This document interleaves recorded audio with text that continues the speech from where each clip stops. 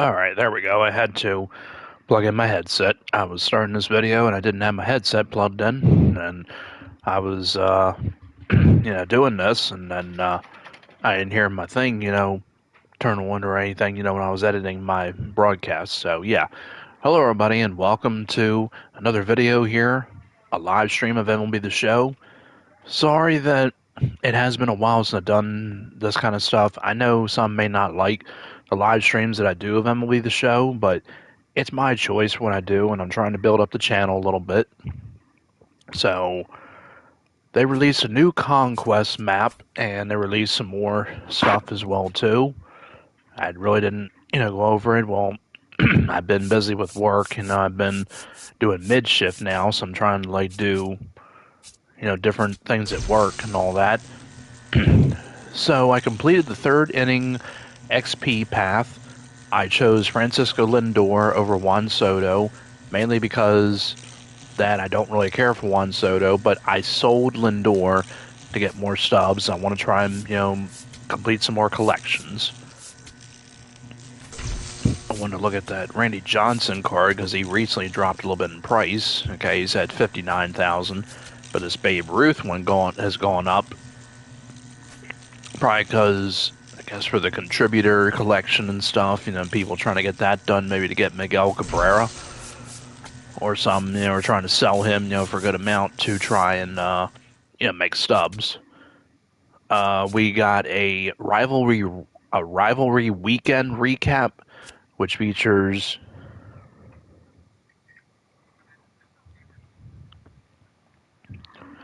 we have 92 Edgar Quero. I don't think it's Quero. I think it's pronounced Quero, but I'm really not sure of these names. So we have him. We got 92 Tyrone Taylor. He's from the Mets, and this guy is from the White Sox. We've got 93 Munetaka Murakami. Also has a secondary position of third base, as he has been on fire. He's been hitting a lot of homers, and yeah, he's been doing pretty amazing, but his batting average I don't think has been the greatest. I'm pretty sure he's going to get upgraded to a diamond one day. He's still a silver. I'm pretty sure he's going to go gold and then diamond. We got 93 Cam Schlittler of the Yankees. Good stuff that he has. He's, again, a 93. And got the fastball along with the cutter, the sinker, the curveball, and slider. I keep saying ball. I keep saying like that a lot. And then we got 94 Shohei Ohtani. Now, he is only a designated hitter and has a secondary position of right field. He does not pitch. I'm pretty sure eventually, we will get, another Ohtani, probably an all-star, or I don't know. I mean, Ohtani's not playing like an all-star right now, and same with Aaron Judge. But that is what we did get, and we also did get a spotlight program. We have 91 Brandon Sprout. I don't think it's pronounced Sprout. I'm pretty sure it's Sprout. But pretty good pitch selections with the cutter, sinker, fastball, slurve, and sweeper. We've got 92 AJ Ewing. Looks like a pretty decent card. He's a center fielder with 3 secondary positions of second base, left field, and right field. A bunch of XP you can get right there. Then we got a May Spotlight Drop 3. We have 94 Dalen Lilo, I think it's pronounced Lilo, of the Washington Nationals. From May 11th to the 17th, he led the MLB in homers with 4 and RBIs with 10. We got 94 Aaron Ashby, but I'm saying to myself, why is he a relief pitcher? But he does have sinker, the 12-6 curve, slider, circle change, and fastball. Of course, he goes for over 30,000 stubs. Well, 34,000 because he is a 94. And this one's only 14,000. I mean, it's not even much of a stub difference, which is crazy. But we also got 92 Rodolfo.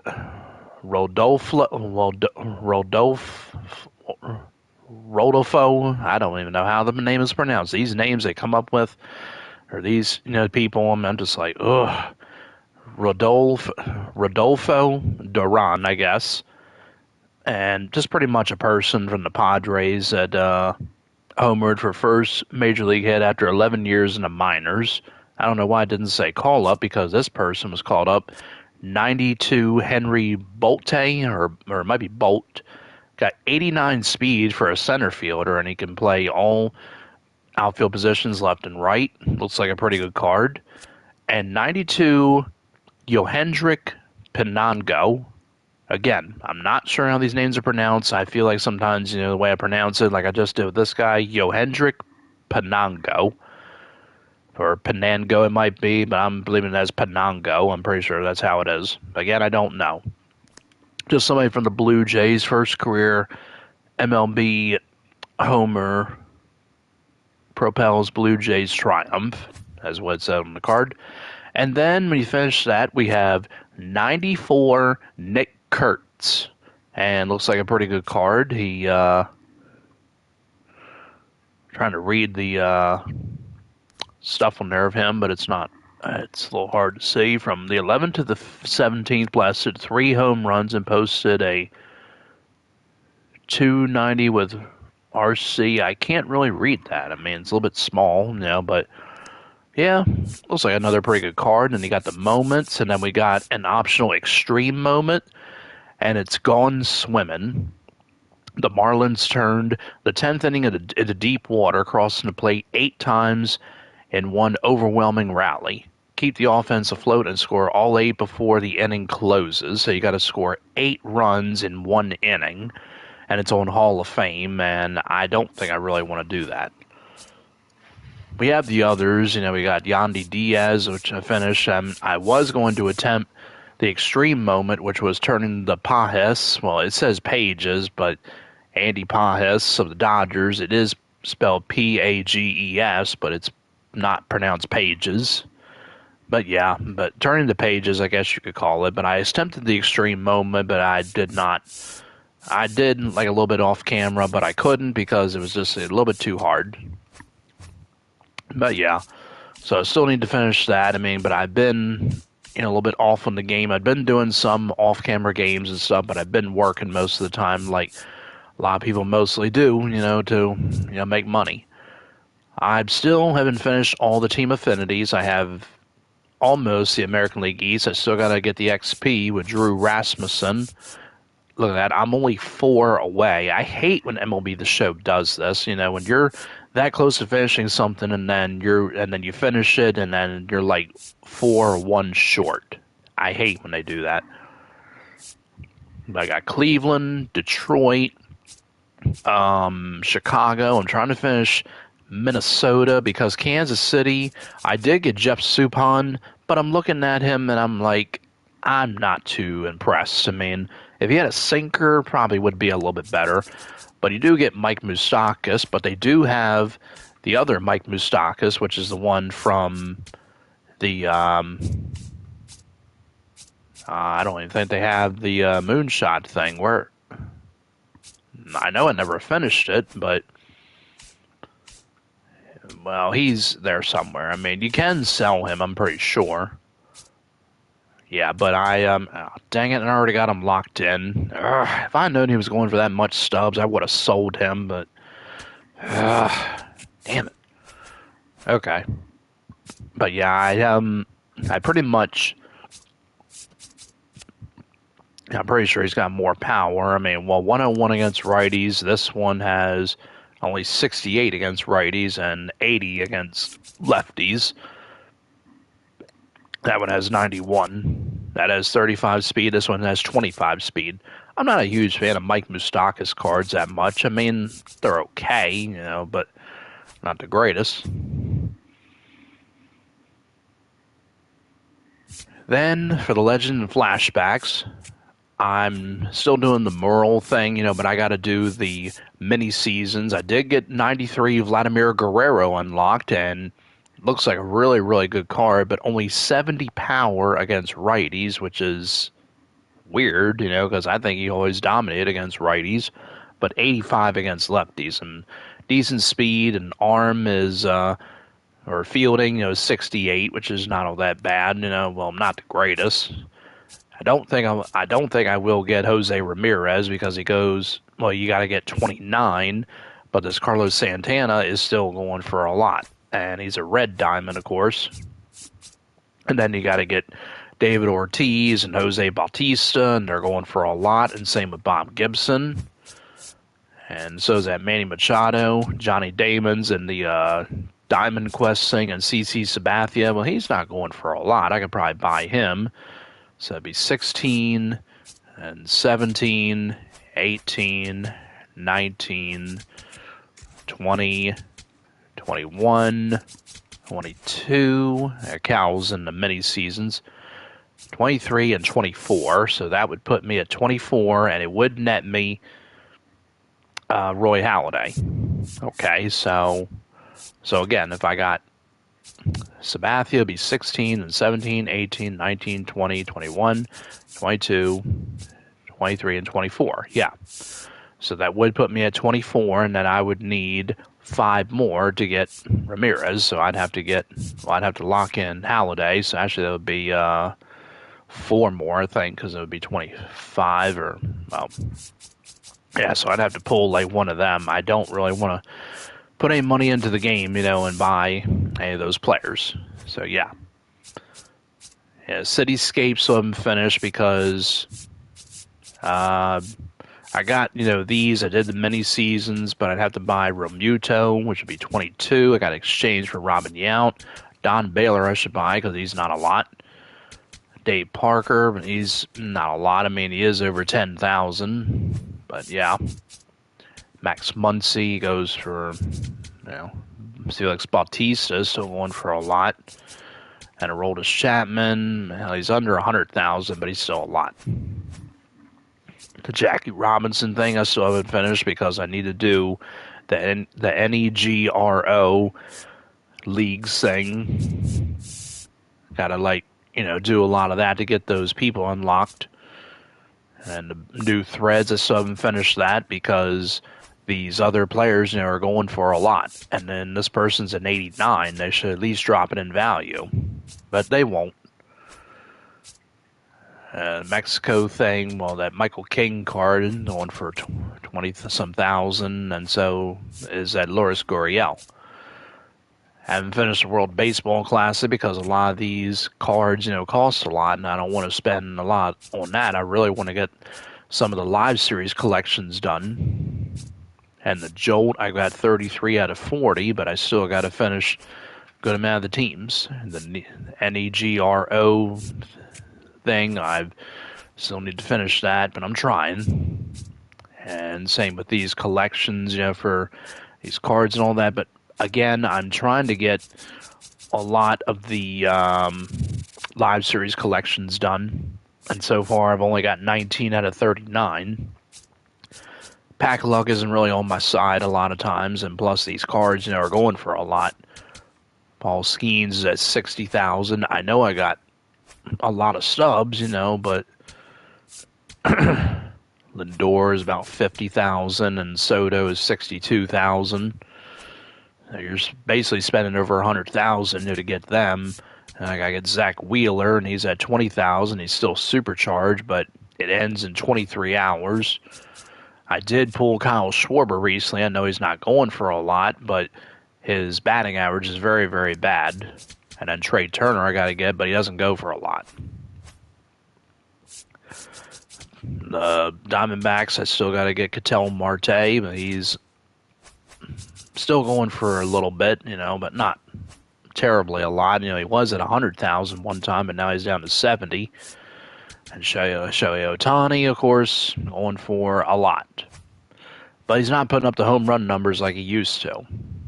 And then the Padres, I did pull Manny Machado recently, but I still got to get Nick Pivetta and Mason Miller. He's at 40,000. That's not bad, actually. But the American League,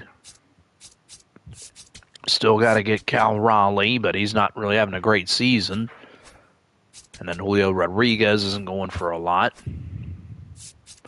But the problem is this one, the Central, because I got to get Jose Ramirez and Tarek Skubal, even though I had him before, but I sold him. And Bobby Witt.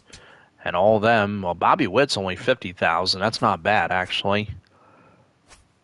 So if I bought the Royals and bought the Padres, that would help out, but still got to get the Yankees, of course, and Aaron Judge. Well, he's actually down a little bit. Oh my God, never mind. He was at 400,000, I think, one time, but now he's up to 522,000. Wow. But he's not really playing the best like he is. His batting average is going down a little bit. Cody Bellinger, free to need to get, but then there's a lot of these. Well, this person, yeah, common player, but yeah. Let's see. Think of something to do. I mean, I haven't played Battle Royale in a while, but I don't really know if I feel like I'm in the mood for that. I'd like to do something because I haven't really played, this game in a while. Probably just going to do the Conquest because I do need to get that finished. Yeah, I got all the uniforms. I collected the American League throwbacks, the National League throwbacks, the alternates, and the others I already finished.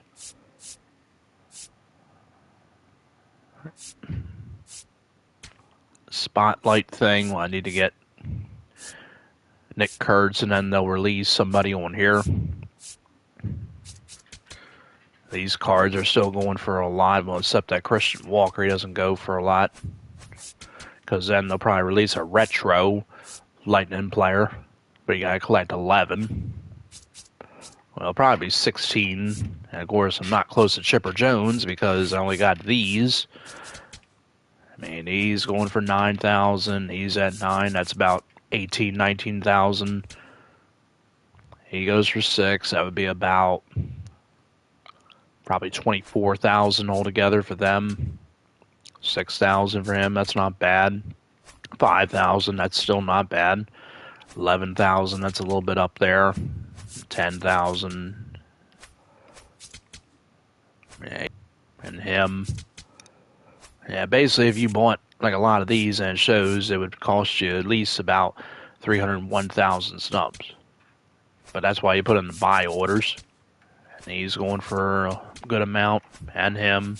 That's because they're rated 93, and that one is too. And I did have, excuse me, I did have this Matt Olson card, but I sold him to get stubs.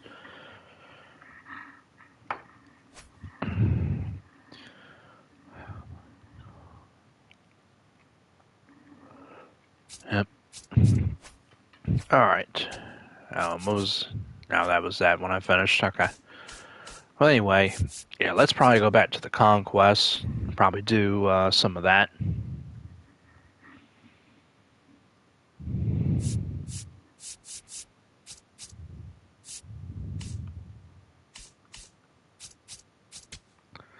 Yeah, the multiplayer program, I still haven't finished some of these players I really need to get. But the Conquest, I wasn't really finished talking about that. So they released this one, May Flowers. I've done like some of these, and then of course you get show packs and that. Ballin' is a habit pack. You get 3 strongholds. A headliner pack. If you get 5 of them, 5 of the strongholds. Capture 8 of them, you get 2 headliner packs. Capture 10, you get a deluxe choice pack, but it's a random one. You don't get to choose, the deluxe pack. Then you capture all strongholds on the map. You get 93 Jim Rice of the Boston Red Sox, of course.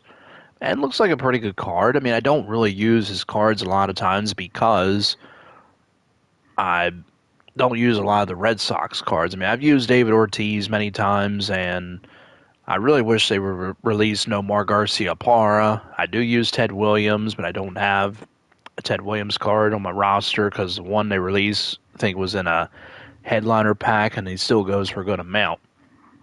Johnny Damon, I don't really use that much. Jason Varitek I was using, and that's about it.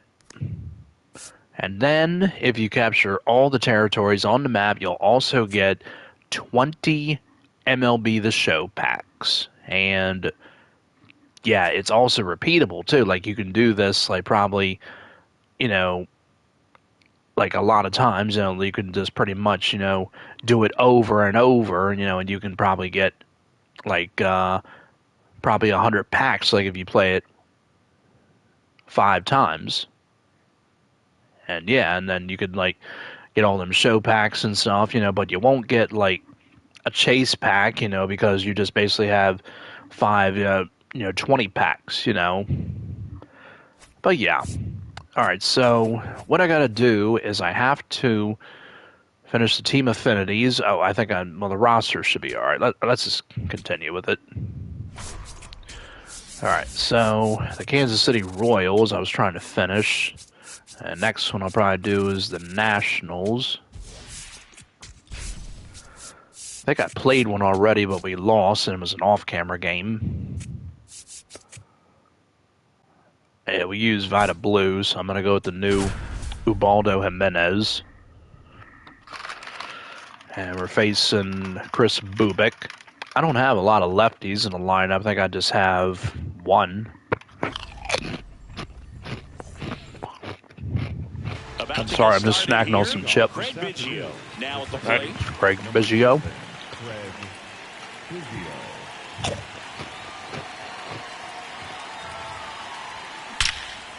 There we go. Lined, and that's a base hit. So the go-ahead run is on base with a knock. I did work today already. I worked mid-shift. And like I said, I kind of prefer doing that instead of night shifts.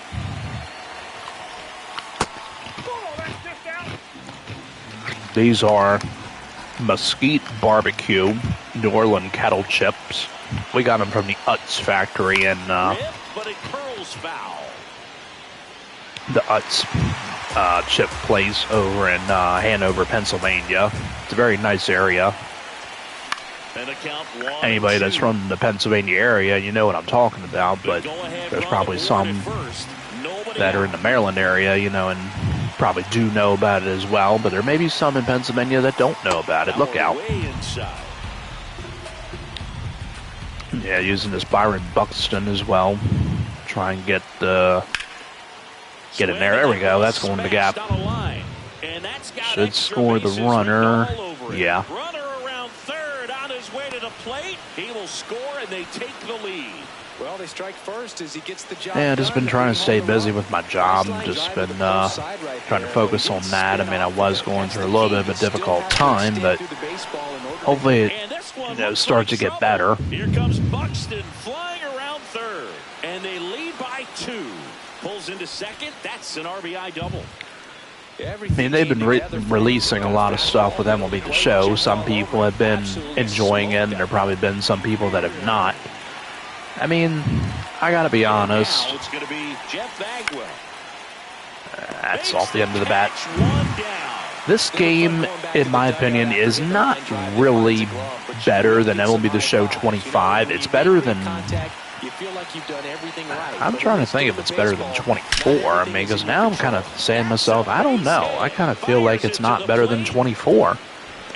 It's better than 23 because 23 was horrible because, for one, I know I keep saying a lot, Jazz Chisholm should never have been on the cover.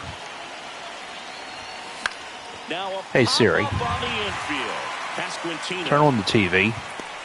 And there's 2 down. Here's Gio Urshela. We're not responding. This at bat might not feel important because it's early, but it could yeah, usually I'll tell Siri to turn on the TV, but sometimes it will turn on and sometimes it will not. Alright, so gotta... Yeah, this is the Ubaldo Jimenez of the Colorado Rockies. I gotta use him to get the XP up with him, and yes, I'm using pure analog again because I'm kind of preferring this more than pinpoint. I'm sure there are tons of people that don't use pinpoint. I'm sure there's people that use pure analog or probably use the meter or probably even just use the buttons, where you just press any button and it'll throw the pitch. One of my friends told me that he does that, and I'm saying to myself, I don't know if he's right about that. Nice one. Yeah, the Rockies is Ubaldo Jimenez and Larry Walker. And those rewards are, to me, pretty good. I mean, the Orioles, which are Adam Jones and Darren O'Day, they're pretty good. Because O'Day, a lot of people like to use because he's a submarine pitcher. Or side armor. I think he's side armor. I don't think he's submarine. The Boston Red Sox is Dennis Eckersley and David Ortiz. That one is okay. I mean, if it was a new legend like Nomar Garcia-Parra, that would have been a hell of a lot better than David Ortiz. But no, that one is probably the one I'm just like, eh. The New York Yankees is Derek Jeter and Andy Pettitte. And I got to be honest, that one is pretty good. I like using Andy Pettitte because he's got good pitches. Derek Jeter, no, he's good too. But I'd like to use Cal Ripken more instead of him. The Tampa Bay Rays is Drew Rasmussen and Fred McGriff. And those are decent. I mean, better than the Red Sox one, I think. So I kind of like Fred McGriff more than David Ortiz. That one ripped. That's okay. I also got Vida Blue unlocked for the Athletics. And the other one is Jason Giambi. Then for the, we got that, nice. The Toronto Blue Jays is, God, I forgot now. I know the last reward, but the other one I can't remember. In the on-deck circle, you really want to use that opportunity to see some pitches and time up the fastball. Last thing you want to do is miss a good hittable fastball early in the count. Deal 2. Oh, Roger Clemens and Jose Bautista. And Roger Clemens is actually really, really good. I thought Jose Bautista was the last one. I'm like, no, he's not. It's Roger. And Roger, I played a play versus CPU game, and he struck out 21 batters. Yes, it was on, pretty sure it was rookie difficulty. I don't think it was veteran, but even though it's a thing people don't really like to brag about, you know, I'm not trying to, but I thought it was pretty cool. Because there are some, you know, that will say, well, I struck out, you know, 27, which is, you know, all 27 tons, or, well, you know, 27 outs, you know, for 9 innings. Basically a perfect game. But you struck out the batters, you know, 27 times, you know, like you struck out the first batter and the second. Well, you know what I mean. And I'm like, that's just crazy. Two pretty nasty sliders to get this hitter in an 0-2 count. If you're up there at the plate, you got to look up. And I did play The Price is Right Decades for the Xbox 360 because I got that at that Regen video game place. I saw that they had it, and I was like, wow. Because I played the Nintendo Wii version, but I don't think I ever played the Xbox 360 version. There we go, because one of my friends, I think, had that. He might still have it, but I'm not sure. But I also did get Jeopardy for the Xbox 360. I do have the Wii version too because I got that. Well, I got the Wii version at Regen. The Xbox 360 version I got at GameStop. And yes, I love game shows. You know, my favorite one is definitely The Price is Right with Bob Barker. But there are people that like Match Game, you know, Gene Rayburn. Some may even like the later versions, you know, with, I forget the guy's name. I think it's Michael Berger or something, the guy that was the host in the early 90s. I think Burt Convey hosted it for a little bit. And then it wound up being that guy, Michael Berger, I think. And then they have the later 90s version. I don't know who hosted it, but I remember they had Rondell Sheridan on it. He was from the TV show Cousin Skeeter. And they had a question. It was something about something an officer expects his wife to do or something. You got to fill in the blank, of course. Of course, anybody doesn't know what Match Game is. You know, it's usually fill in the blank kind of stuff. But yeah, it was like at home, you know, the officer expects his wife to blank, you know, whatever. And Rondell Sheridan said, clean his weapon. And everybody was like laughing hysterically and stuff at that and thought that was pretty hilarious. I mean, Yeah, I didn't really care for that version. All right, so we got the Royals done. 2-0. And I usually watch The Price is Right on Pluto TV as well.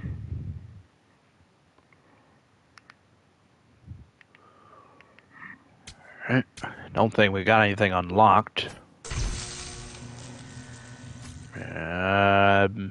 The City Connect thing for the Royals, a bat. Okay.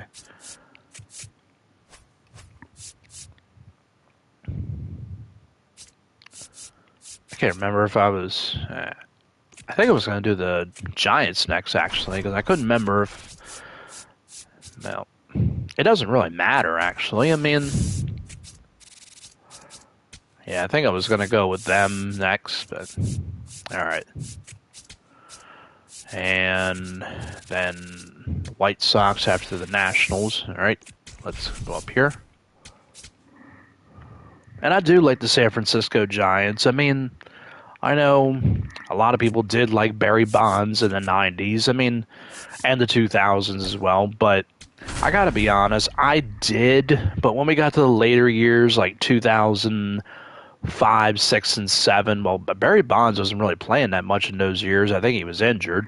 But 2007, when he broke the record, broke Hank Aaron's record. I know it's something that should be taken away because everybody's going to say Barry Bonds didn't do steroids or any kind of drug. And I'm like, well, you don't know that. I mean, you weren't around him or anything, You don't know that. But yeah, I mean, Barry Bonds played for the Pittsburgh Pirates from 1989, I think it was, till 1992. And then he went to the San Francisco Giants from 1993 to 2007. He slugged, I think it was, I can't remember, I think it was 73 homers. Hey Siri. Hey Siri. How many home runs did Barry Bonds hit in 2001? Okay.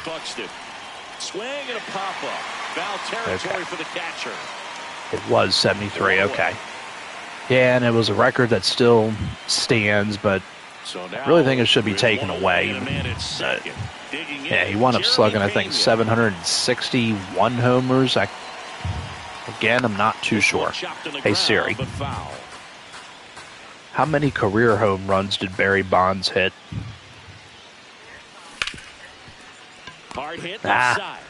I was one off. I was one off. He was 762. And yeah, I mean, like I said before, I mean, I thought, he was pretty good like in the 90s, but when we got to the 2000s and everybody started walking him too, like they didn't want to pitch to him because he would pretty much hit a home run every time he would come up. I'm going to test it. I might be out. Yeah, I'm out. Okay, never mind. I'm safe. That was close. But yeah, like in the 90s, like, he joined the Giants. A lot of people hated that because they paid a lot to sign him. And yeah, I remember he started in the 1993 All-Star game at Camden Yards, and he was pretty much booed. I mean, there was a good amount that probably cheered, but a good amount booed him, and same with the other years too. But yeah, they always did boo him a lot, but they would cheer him because they wanted to see him, hit them homers and break that record. But Mark McGwire, was one of them that everybody wanted to see hit a homer because they would always watch him hit home runs in batting practice, or they would always, wait, and see him, hit a home run, hopefully. Same with Sammy Sosa, because 1998, I was, looking at clips, from the 1998 baseball season, and yeah, it was pretty crazy. I mean, not a great year for the Orioles, because the Orioles wound up finishing fourth place and had a losing season for the first time since 1995. Because I think 1995 we were, oh my God, it went off his glove. And yeah, Mike Mussina got hit in the face by a line drive by Sandy Alomar Jr. of the Cleveland Indians and was taken out of the game and missed a good amount. Cal Ripken ended his streak of 2,632 consecutive games after he broke Lou Gehrig's record in 1995 of 2,130 games. He tied the record on September 5th, 1995, and broke it on September 6th, 1995. Brings it in. Yep.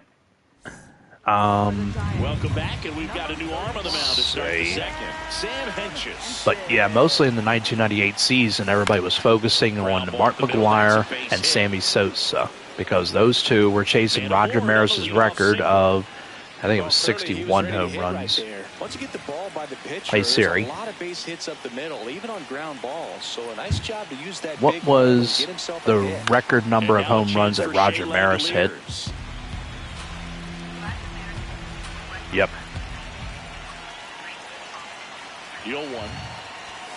And the pitch is outside. Okay, he hit 61. Thank you. He hit 61 homers in 1961, and that broke Babe Ruth's record when Babe Ruth hit 60. All right. But anyway, Mark McGwire tied the record, and then he broke it. I think it was against the Chicago Cubs. I remember watching that, too. I don't remember what month it was. I think it was, I'm going to say it was probably late August or early September, one of those. It probably was September.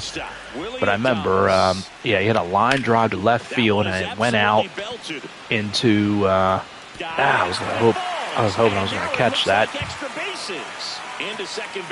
Yeah, I remember watching it. I think it was with my mom, or I don't remember. My granddad might have been working that day, or I can't remember. Might have been my aunt watching it too, and probably my grandma too, but I can't really remember. But I remember watching it, and then he hit the home run, and the guy, Joe Buck, said, "Touch first, Mark," because Mark McGwire almost did not touch first base, but he went back to it because he was getting congratulated by the first base coach and the first baseman. I don't know if the first base coach was Renee Latchman, who was a former manager for the Florida Marlins when they became a team. But I know the first baseman was Mark Grace of the Chicago Cubs. And then Sammy Sosa came in from right field and congratulated him, and Mark McGwire hugged him, and that was a really amazing moment. Late with the swing there. Yeah, I remember that very, very well. And that's why a lot of people consider the 1998 season one of the best seasons ever in baseball. I mean, on the ground, Koss throws to first. One pitch and one out. Now Byron Buxton, 0 for 1. It was pretty amazing, when that happened, because they thought for sure Sammy Sosa, was going to do it. He was hitting the homers in Chicago. Wow, pulled him off the bag. And a nice job there to keep him and from then getting away. Greg Vaughn also was hitting home runs. He, I think he wound up hitting 50 or a little bit around there. Ken Griffey Jr., I think, hit 56 for the Mariners. Mike Piazza did pretty well, but I don't think he hit no 50 home runs. But that home run chasing, it was pretty amazing. They had all them people, hitting home runs, and yeah. Then after that, Sammy Sosa wound up winning the Most Valuable Player award over Mark McGwire, and I think a lot of people were not too happy about that because they thought for sure it should have been McGwire, but instead it went to Sammy Sosa, and a lot of people were probably like, well, why would you give it to him? He didn't break the record or whatever. And I'm like, well, I don't think it has anything to do with breaking the record. It's just who they decide to vote for. Not gonna get him. He's in there. That's now 3 hits in a row for the offense. Loud contact leads to the double, and you can tell it had extra bases written all over it as it jumped off of his stick. Next to hit, Brian Dozier. In the air, right field. And there's 2 away. Oh, yeah. The Yankees had a really, really good season. They won, I think, over 110 games. But it was crazy, the rotation they had wasn't really the greatest. I mean, it was not bad, but, well, it was actually not bad. I mean, they had Orlando Hernandez, Andy Pettit, David Cohn, David Wells, and Hideki Arabu, rest in peace. They probably had some other pitchers too, but they didn't have Roger Clemens as he was with the Blue Jays. Clemens joined them in 1999. And, of course, the Yankees won the World Series over, I believe it was the, I think it was the Padres. I don't know if it was the Braves. Hey, Siri.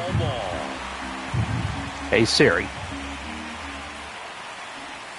Hey, Siri. Foul down the right side. That'll hook off into the seats. Who did the New York Yankees beat in the 1998 World Series? The 0-2. It was. And there's one down. Yeah. Thank you. So back to the top of the order. Now it's going to be. He says, of course, but didn't say it. All right, so it was the Padres in '99. The Yankees won the World Series again, and I think they beat the Braves. In '97, it was won by the Florida Marlins over the Cleveland Indians. That one, I think, was probably a surprise, as I think they expected Cleveland to win after they lost in '95 to the Braves.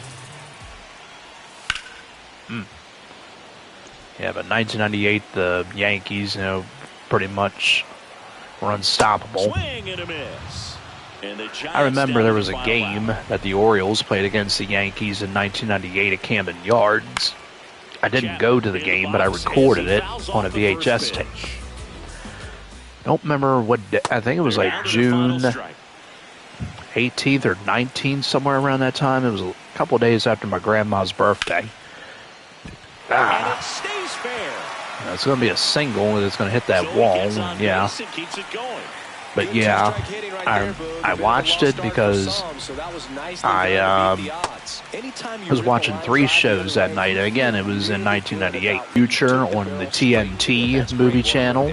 I was also recording that, but then they had the baseball game. But there was a little bit of a delay. I think there was a rain delay or something, so they had to wait for that to finish.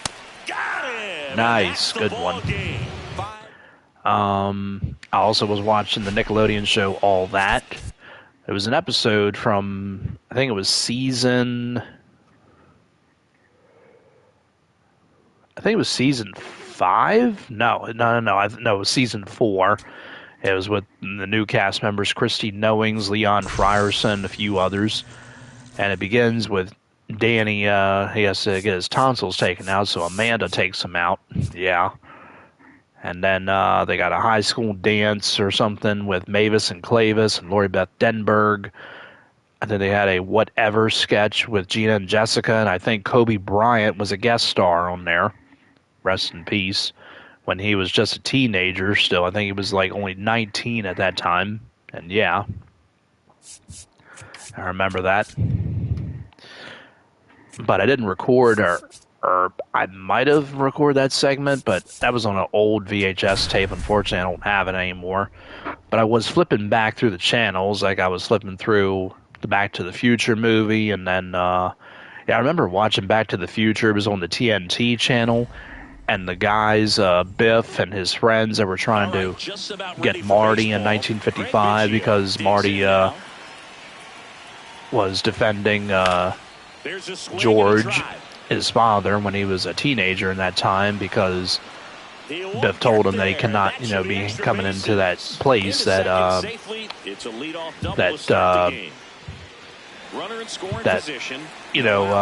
place, the cafe place, the Lou's Cafe place or whatever it was called. You know what I mean. But anyway, Marty winds up tripping Biff, and then Biff is like ready to beat him up and stuff, and Marty makes him look, turn around, and Marty punches him in the face and runs away and grabs a kid's board thing, and turns into a skateboard.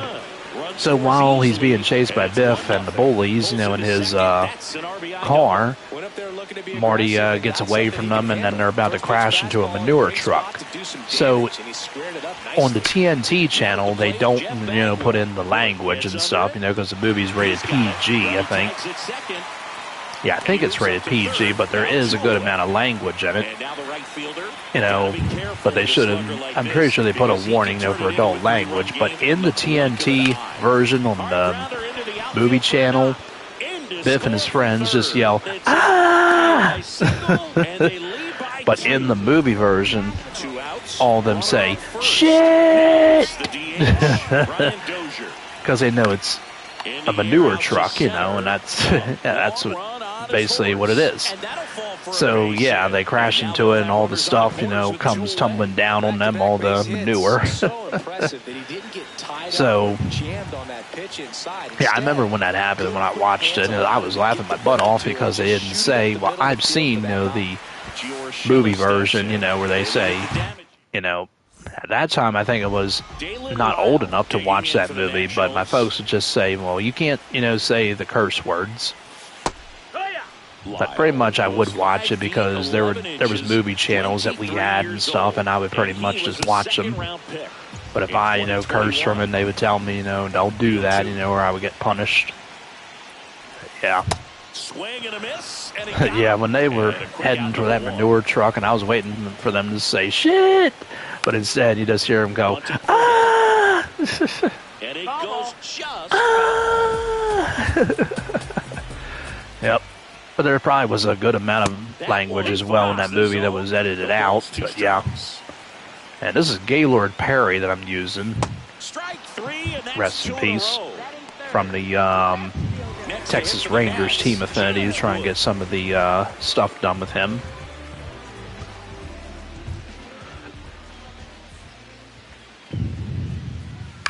On the ground right side. Nice play. He takes it himself to the bag and welcome back, and we've got a new arm on the mound to start the second. Yeah, a lot of people ask about MLB The Show, and they'll say, like, what's the way to, make a good amount of stubs or whatever and all that. I mean, I usually like to do, the conquest, but the play versus CPU, like when people, try and grind for the team affinity, that's something to do as well, too. That one hammered, but pulled foul.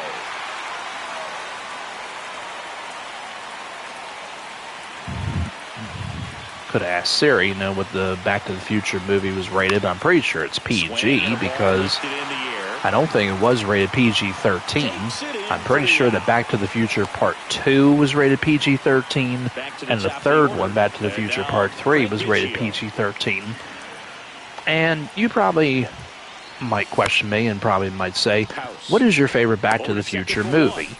Honestly, I like the second one. I don't know why, but I've always watched that movie a lot. I mean, I like the first one too, but I just like the second one more. I like, the story and stuff. I mean, the first one, is a good story as well too, but I just like the second one more. They go into the future at that time of 2015. Yes, Jennifer is replaced by Elizabeth Shue, excuse me. And a lot of people were not happy about that because they liked the first Jennifer. And at that time, I would say to myself, I don't know, I liked Elizabeth Shue because I liked her in the movie Adventures in Babysitting. But now I think about it, I'm like, yeah, the first Jennifer was pretty good, but I do like Elizabeth Shue in the second Back to the Future movie as well, and she's in the third one as well, too. But there are a good amount of people that probably do like the third Back to the Future movie the most. But I gotta be honest, that one is good, but I would probably have to choose the second one still. The second one, then the first one, and then the third one. And then a lot of people thought there would be another Back to the Future movie, but unfortunately, Michael J. Fox was diagnosed with Parkinson's disease. Oh, he missed it. I thought he was going to catch it. Yeah, around 1990 or 1991, Michael J. Fox. I think Back to the Future Part 3 was from 1990, and I'm pretty sure it was around that time he was diagnosed. But I think it was after Back to the... What am I swinging at? I think it was after they did Back to the Future Part 3, and that's when he got diagnosed, unfortunately. Oh, what am I doing?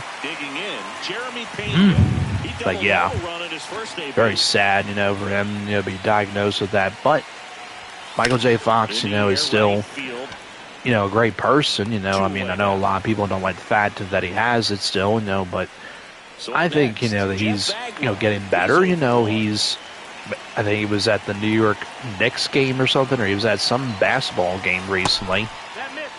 Something that he was at, because I think he was there with his wife, and he looked good. But yeah, there I go again. But he was in other movies as well too. Michael J. Fox was in a movie called Teen Wolf. That was actually a pretty good movie. Some may disagree, but I thought it was pretty good. That was one of his early movies. I think he did a movie called The Secret of My Success and Bright Lights, Big City, but I forget what year those came out. Oh my God.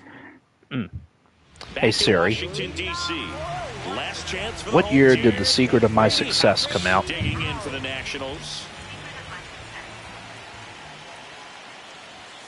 Okay.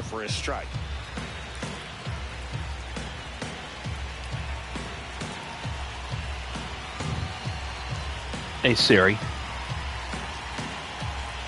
what year did Bright Lights, Big City come out?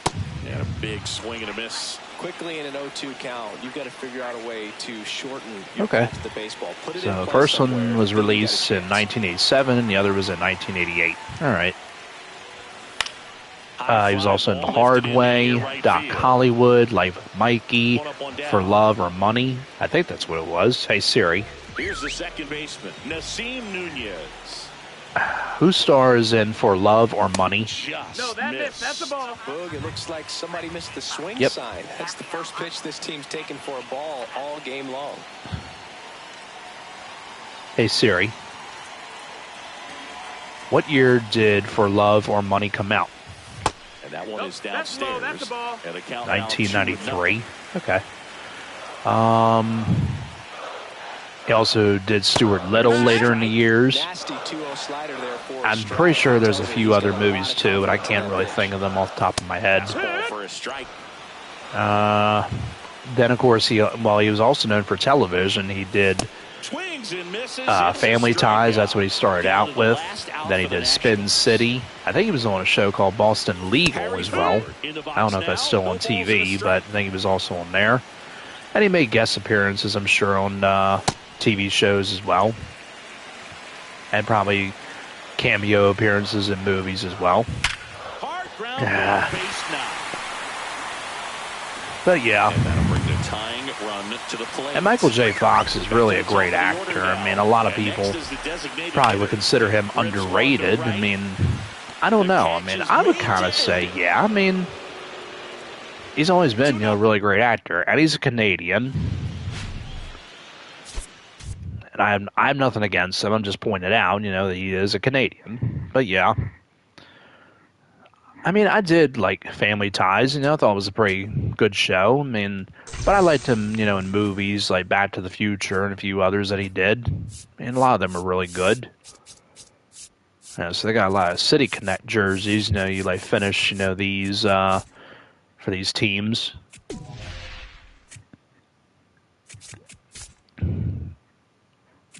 Okay, and just get that one out of here, hopefully. There we go.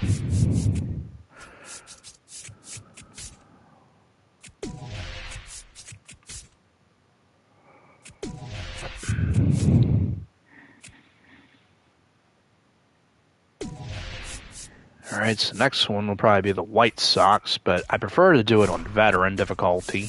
I don't like to do it on All-Star that much. And probably the Rockies.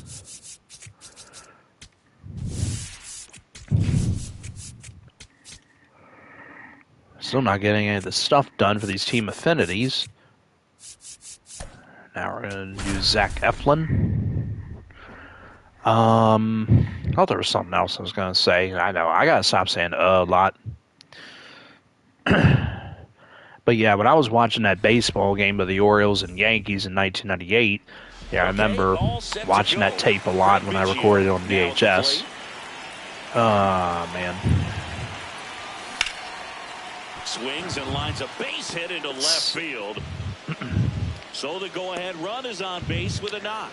The Orioles did wind up winning that game because they did pretty well against the Yankees. Yeah, that's fouled off. That lineup for the Orioles consisted of Brady Anderson. I don't remember the batting order, but I know it was kind of weird because I think Joe Carter. Well, Joe Carter was there. He was in, I think, the number 2 or 3 hole. Yeah, I think it was like Brady Anderson in center field. One out man at first. Yeah, I could look up the lineup, but that's all right. No, stay out of it. Come on. Oh, he pulled him off. Let's see. I gotta stop saying, sorry. Swing and a ground ball. Yeah, Brady Anderson is in leadoff spot in center field. I think Joe Carter was second in right field, and Joe Carter made a nice sliding catch and was so smooth too, like the way he made it, just slid across the grass. And I think it was raining that day too. I think Mike Bordick was third at shortstop. B.J. Surhoff might have been in the cleanup spot in left field. Harold Baines, I think, batted third. No, I think Roberto Alomar batted fourth in the second spot, I think. Rafael Palmeiro was in the lineup as well. He was the first baseman. Cal Ripken was in it. He batted, I think, like 7th or something. Oh my God, that's going to be a hit. Come on. Look at this. Oops. Turned on my Xbox 360 by accident. He did a great job staying in there, keeping that front shoulder closed. He didn't spin off the ball and hook it back. Yeah, I want to say Brady Anderson was in the leadoff spot. Joe Carter in the second spot in right field. Roberto Alomar third at second base. I think Rafael Palmeiro was cleanup at first base. B.J. Surhoff in left field, 5th. Harold Baines, 6th, the DH. Cal Ripken, 7th, the third baseman. Lenny Webster, 8th at catcher, and Mike Bordick, 9th at shortstop. I think it was something like that. Or I could be wrong, but I'm pretty sure it was something like that. Check swing, and he went. And that is usually they'll try and put some people higher up in the batting order. Maybe they're doing well, and they'll move some of them down if they're struggling. Good job to fight that one off. Swing and a slow roller. Right, the play. All right, so we got out of that inning with no problem. Welcome back, and we've got a new arm on the mound to start the second. Grant Taylor. He's got a wicked breaking ball in his arsenal, and it's definitely that one of was, his go-to wow, pitches 99. Well, you got to find a way to catch up to that pitch. Perhaps and yeah, the Orioles wound up winning the game because Roberto Alomar wound up getting a base hit, and I think it went through the umpire's legs, or maybe it was Harold Baines. I think it was Harold Baines, actually. I think Roberto Alomar had a home run. And I think the Orioles won either 3-1 or 3-0. I think it was a shutout, but the starter was Sidney Ponson, and he was doing really well. He pitched almost 8 innings, I think. And after that, the movie was over, and then I just wound up keeping recording on for the Orioles, but I think I ran out of tape.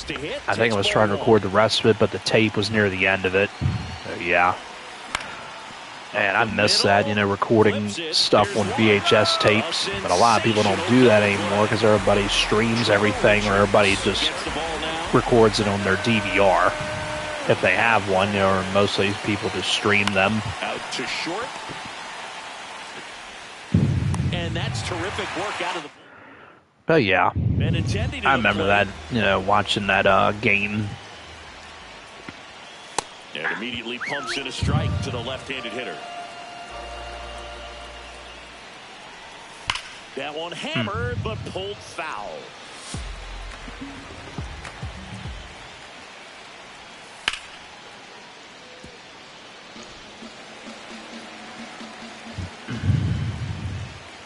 Yeah, but the 1998 baseball season was just really something, you know, because everybody was always watching Sammy Sosa and Mark McGwire to see who was going to break Roger Maris's record. And sure enough, it wound up being McGwire, but I'm pretty sure Sosa did hit 62 home runs as well, as I think he did hit something like that.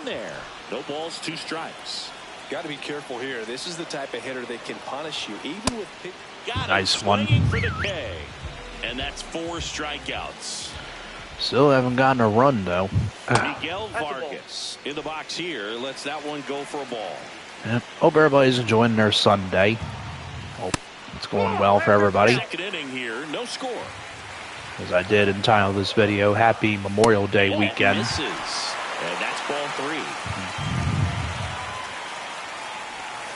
Pretty sure some people are enjoying their day off of work, but there probably are some that are still working now, or some have gotten off. There may be even some that might be going into work, because there probably are some people that work overnight. I never really like that kind of stuff. I don't like overnight stuff. Swing called strike. That's strike 1. There's a sinker at the knees for a strike. That was a good pitch. He fouled it off. Ooh, hit the catcher. The Orioles did play their first doubleheader today against the Detroit Tigers, and we won that game.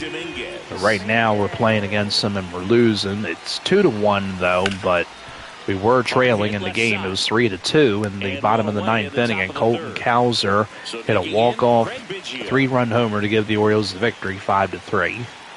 But now we're looking to sweep the Detroit Tigers, and right now we're losing. But we do have to play tomorrow against Tampa Bay. The game is in the daytime. It's at 1 or 1:30, one of those times. I'd like to go to the game, but money's a little bit tight right now. Now the number 2 hitter, Byron Buxton, 0 for 1 with a fly out to center. That one come on. Foul.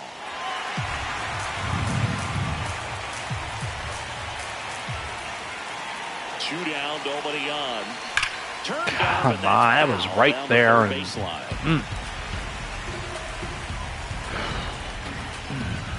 trying to get the lead here. All right. Fastball way out of the zone. I think he's trying to speed him up. Got to stay back. Off speed's probably coming. Come on. As we go to the last of the 3rd. Stepping in, the White Sox leadoff man, Derek Hill. Come on. Didn't think that was a bad pitch.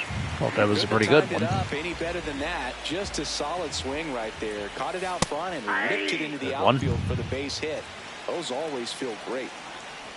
Yeah, I haven't really been playing ranked seasons that much. I've been doing a lot of the grinding, like with the Team Affinity stuff. Nice one. Munetaka Murakami steps to the plate for the White Sox. Yeah, that was not a good one there. Luckily, he fouled it off. And I'm thinking about playing a game of The Price is Right Decades for the Xbox 360. I haven't done that in probably about almost a week, I would say. Trying to keep videos on my YouTube channel, but I get so busy with work a lot of times, you know. Good power with one swing, he can win it for him. And a foul ball, he stays alive. Come on, strike him out.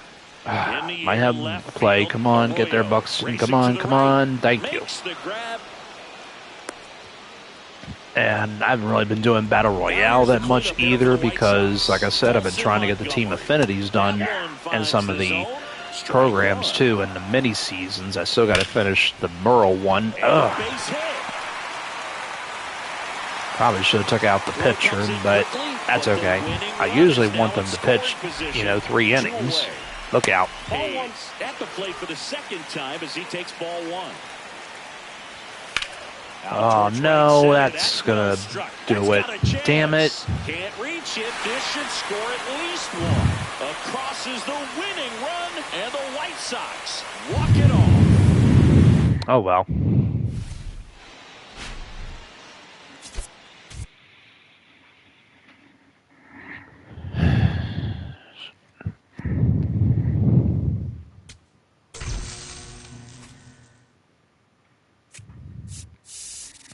Probably do one more of this, and I'm probably going to take a break. Probably play something different.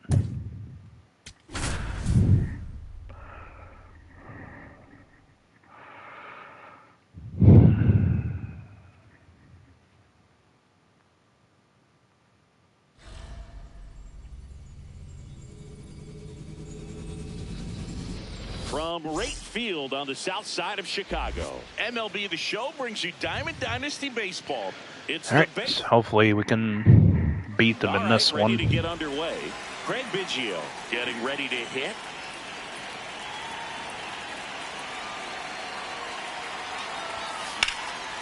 There we go. That's a fair ball. It's going to go down the line. Should be a double. Yep. First and hustling for second. And he's there with a leadoff double. Well, he had a little trouble with it in right field. Waste no time there. Anytime you rip a line drive the other way, you feel really good about what you did at the plate. You trusted your hands, you let the ball travel, and you took the barrel straight to it. That's great work right there. Here's Byron Buxton.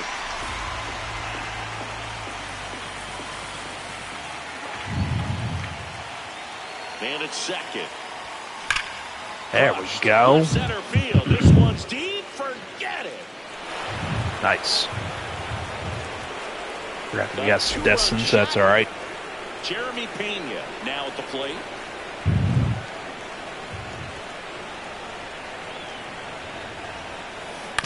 Swing at a ground ball. He's got speed now. Okay. Throws to first in time. One pitch and one out. So digging in, Jeff Bagwell. I'm sure people have plans for Memorial Day. Oh, can't pick it up cleanly. Not sure everybody does, but I'm pretty sure a lot of you do. But there's probably some people that are working. Messy, but they clean things up for the out. Up the middle, lays out. That should be a hit. Yeah.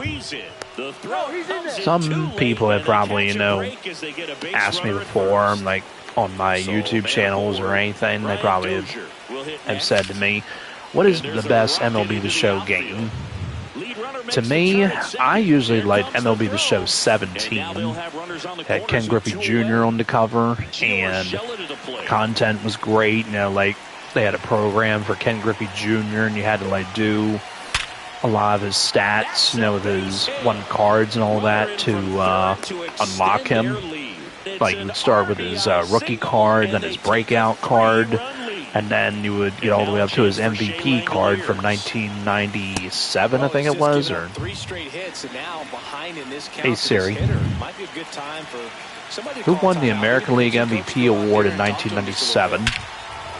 This one smoked on its way. Okay.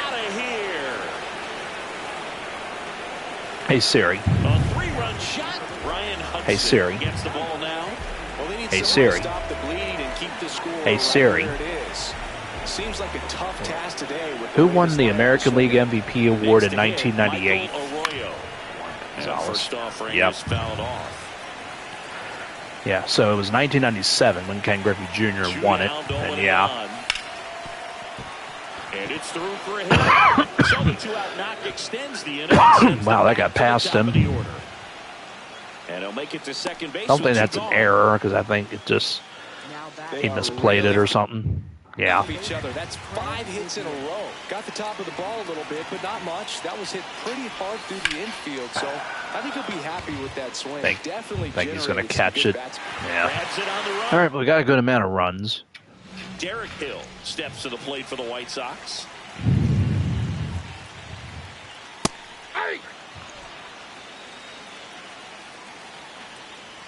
But yeah, you would have to finish Ken Griffey Jr.'s program, and then you would get the 99 Ken Griffey Jr. unlocked. Now one away. They also had the Dynasty program, which featured a First offering is fouled off. 99, I think it was. I think it was a 99. Well, first I think it was like a 99 Lou Brock, Comes up empty. That's strike 2. 99 Vida Blue, 99 Cal Ripken Strike Jr., 3, and that's 2 in a row. 99 Miguel Cabrera, and 99 Shohei, or not Shohei Ohtani, oh my God, 99 Jackie Robinson. Yeah, but MLB The Show 16 was different because they had like different collections and all that. I mean, same with MLB The Show 17, but I didn't really do Diamond Dynasty that much. I mean, I did a little bit of it, but 16 was when I started. When my friends got me into it, and I really didn't know about it. So then I started doing it with 17, and I thought 17 was really great. Oh my God.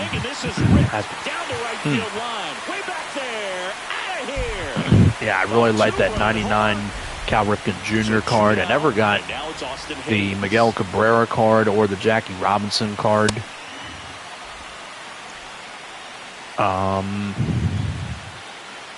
Then they also had a Joe Random card, and he was a common card, and you had to do like stats with him, and then you would unlock 99 Pepe Alazar, and you had 99 everything, like 99 hitting against righties and lefties, 99 power against righties and lefties. Is that going to be another? Yeah, it is. Nice.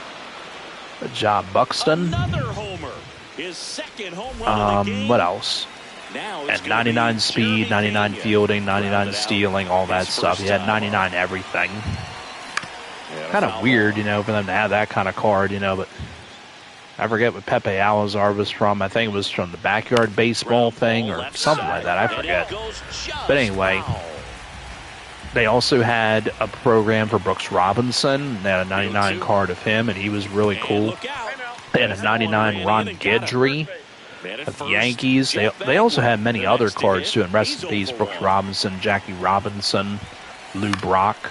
In the air, right field, Hayes settles underneath it, takes it in for the out.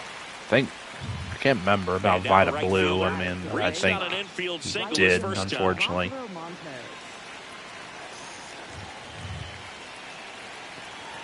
Yeah, he passed in 2023, unfortunately. Rest in peace, Vida Blue. But yeah, that card of him was always great to use in MLB The Show 17, and same with the Cal Ripken card, and then the Ken Griffey Jr. cards were good too, but I didn't have the 99 one.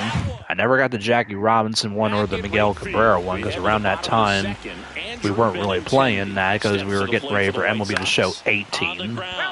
God. Yeah, unfortunately that game was not good. First, it was delayed because of the bad snowstorm that we had in 2018, and a lot of people had to wait for it. But I did get it. I got the All Rise edition, and I got the hat that came with it. I don't think I have that hat anymore, though. Took the barrel right to it and then extended through the swing for the line drive base hit. Of course, the only thing they had was 99 Immortals. They didn't have like any other flashbacks or anything like that. They had the career arc players. They had Albert Bell, and ever since that, Albert Bell has not been in MLB The Show. They had Johnny Bench. He was not an Immortal, and of course they introduced Babe Ruth.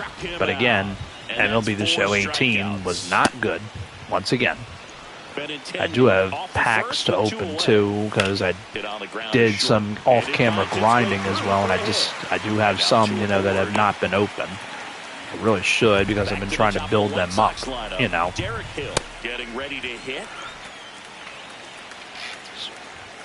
Just really hoping I can get some, you know, to complete more of the live series. I really want to pull Aaron Judge. I'm not going to sell him if I get him, because I just really need him, because I just need to get him and Max Fried and that common player. But the common player, I'll try and see if I pull him, because everybody's putting in buy orders for him. Let's see. MLB The Show 19 was pretty good, but it had a lot of those Signature Series players. People would call it, you know, oh, the Signature Series. And you won, you know, a lot of the players that were Signature Series players. Most of them were 99s, but there were some that were 95, like Rick Ankiel, I think he was. I think Bartolo Colon was in 95 because he was in the game. Bartolo Colon hasn't been in the game for a while, and I think same with Ricky Ankiel. I can't remember the last time he was. It really hasn't happened. They've made contact on nearly but they had a lot of good cards. Like they had a 99 Cal Ripken. Cal Ripken was an immortal in MLB The Show 18. I'm pretty sure Brooks Robinson was in the game, but I don't know if he was an immortal. No, he wasn't an immortal in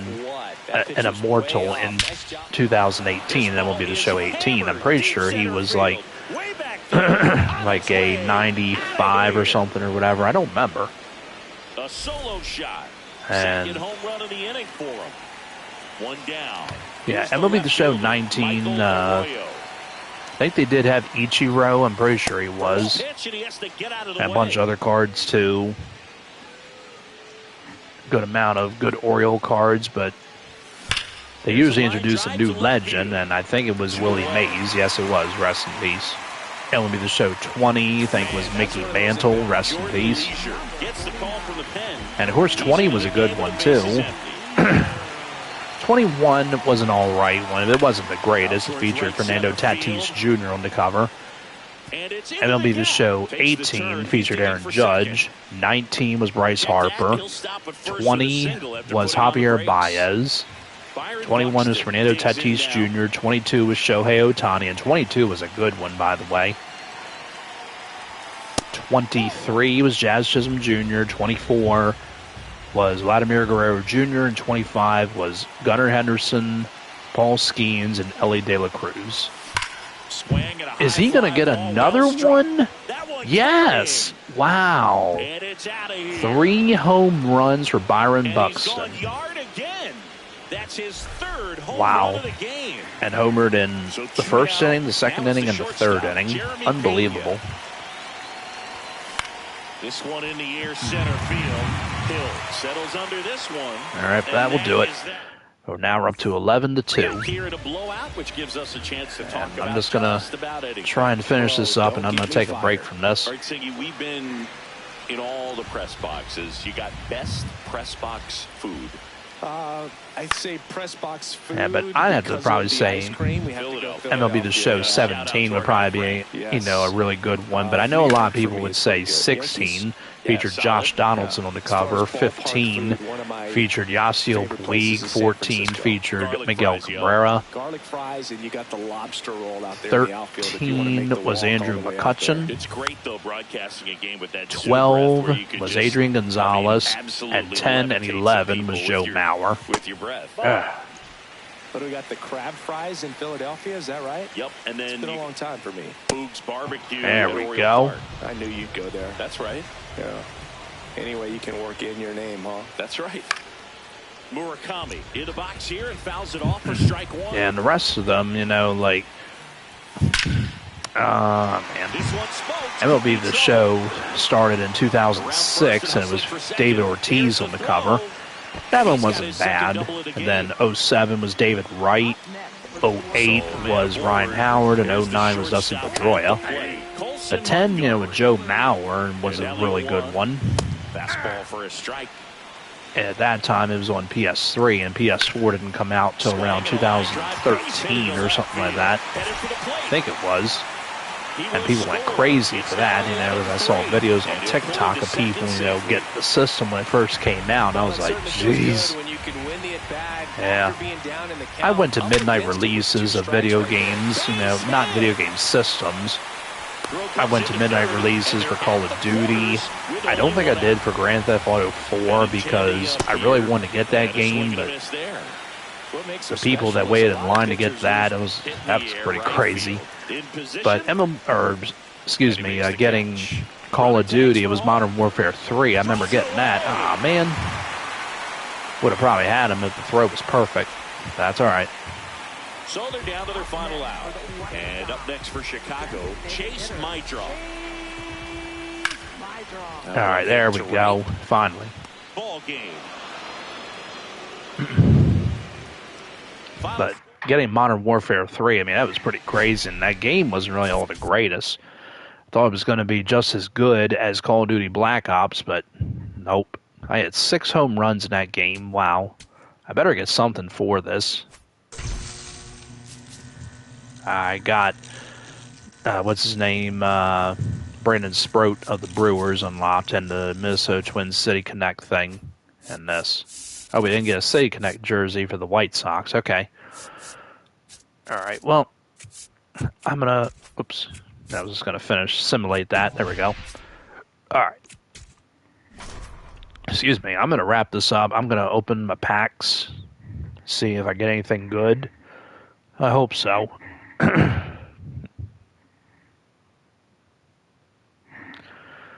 Alright, so let's go here. Yep. Got 2 random headliners. I don't really care for those because they never have anything good. Sometimes they might. Alright, 11 show packs. What do you know? A diamond. Alright, come on, blue. Blue, blue. Yes! Yordan Alvarez. Okay. And he's going for $44,000. That's not bad, actually. I'll sell him eventually, I'm pretty sure. I don't need another. Hey, nothing there. Nothing. Come on, diamonds, come on. The first pack, and I get a diamond. Wow. Come on now, let's keep it going. Let's stay hot. Come on. Nope. Silver. Nope. Come on. Still no. Come on. Oh. Last one of the standard packs. Nothing. Sell that. Let's go to these. I do have this Trevor Hoffman card. Okay, got Kenley Jansen. Okay, and 2 Mickey Moniacs. How about that? All right, let's see if I get this Jake Arrieta. No. All right, 2 bowling as a habit packs. Come on. Nope. All right, doesn't go for anything. Dang. Oh, well. All right, so that is going to do it. Hope everybody enjoyed this. All right, thanks again for joining in. Enjoy the rest of your holiday weekend. All right, thanks again, everybody, for joining in. And thanks once again for joining in. You know, yeah. All right, thanks again, everybody. Take care. And thank you again.